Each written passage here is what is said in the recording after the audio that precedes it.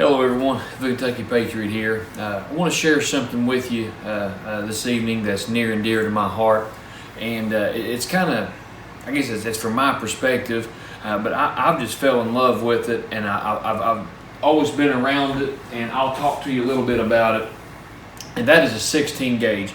This one here in particular is the 870 Wingmaster, and this one is near and dear to my heart because when I got old enough to graduate, per se, from a 410, this was the gun that my grandfather gave to me, and it is still in excellent condition. It works like a charm, smooth action. I absolutely love this gun. It's just beautiful. It's near and dear to my heart for a couple reasons. One, like I said, when I graduated or got big enough to hunt with something a little more than the 410, like I said, my grandpa gave me this gun, and we had beagles growing up and hunting dogs, and I took that rabbit hunting, I took it bird hunting, basically any hunting that I done with a shotgun. This is what I took with me and went with me, and I love the gun. I really was a big fan of a 16 gauge. I never really understood why it wasn't more popular or never did really take off more than it did. The 12 and 20 is really popular, and even today you can go to, at least around here, you can go to a gun store or a pawn shop or some outdoor shop or whatever, and you may find some 16 gauge shells, but you're basically going to find one brand or one box or one certain shot. You don't have a variety like you do at the 12 and 20. But I absolutely love the 16 gauge, and as you can see, this barrel is really long. So when I even got a duck with this. So duck, I've killed pheasant, quail, squirrels, rabbit. This gun just went with me for years and years and years and years. And even when I got big enough to easily handle a 12 gauge, this was the gun I always hunted with here to recent years. But I was told, and we had originally thought this gun was given to my grandfather when he got married.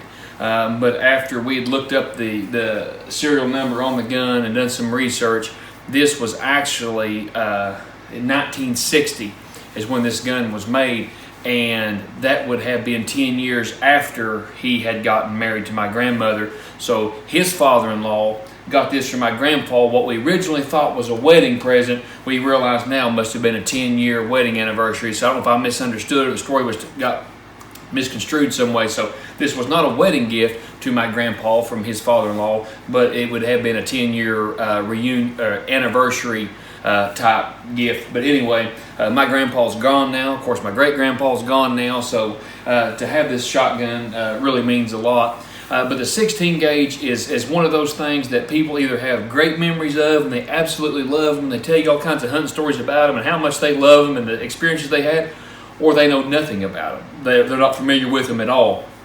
You start talking to shotgunners, everybody's pretty much 12 or 20. Now you got a few of these guys that shoot, and you got a 28 gauge.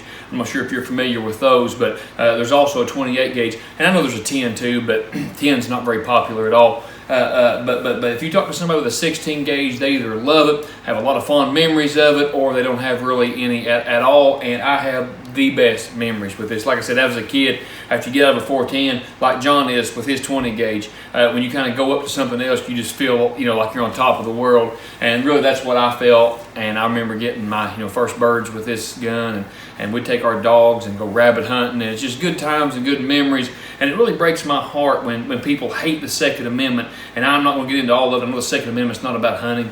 I do, but with the joy that the Second Amendment's brought me with time together with my family. Like I said, me and my dad and uncle, my grandpa, we took hunting trips where we'd go hunt birds. We'd hunt, and we killed chuckers with this gun, pheasant with this gun, quail. Of course, they had their shotguns too. And even when I was a grown man, I still took this gun with me because it's still, even when my grandpa was alive, he had his 12 gauge. I take this one just because it was just special, and the memories you have. And the Second Amendment community that encompasses what I say all gun owners.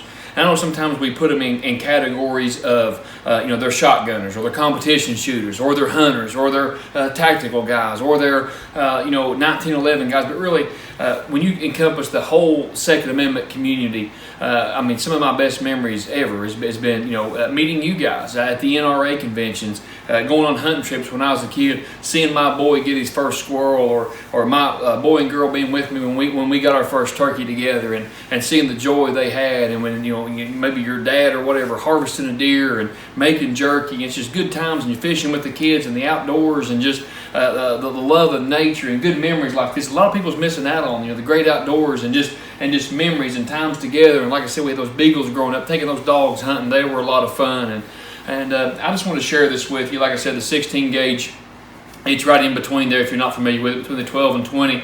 But this gun, where it's so heavy and it's so long, you can see this barrel. I mean, it just goes forever. Really, the recoil is so easy, so light, so minimal. You're just shooting birdshot out of it, and just and it's such a long barrel. It's really easy to.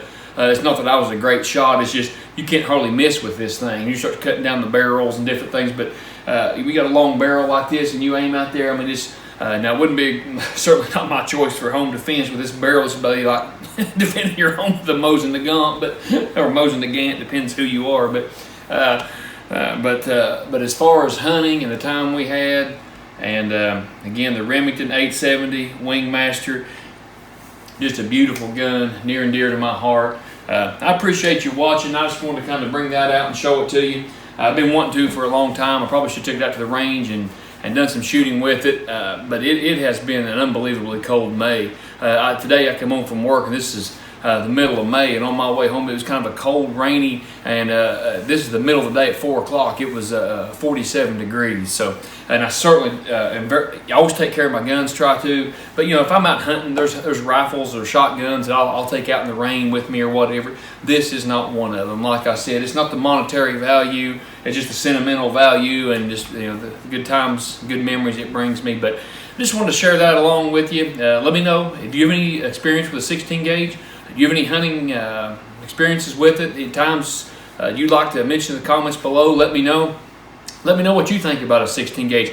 Do you have it available in your area? I mean, is there very many guys, gun stores or whatever, friends of yours that sell guns, that are FL dealers that carry the 16 gauge? Is shells readily available? Let me know. I know a lot of you reload, and this is one of the shotguns that people reload a lot because of the lack of availability. But let me know. Like I said, leave in the comments below. If you would, always keep it family friendly. Like, share, subscribe. Check out my Instagram, Facebook, The Kentucky Patriot. May God bless you. Thanks for watching.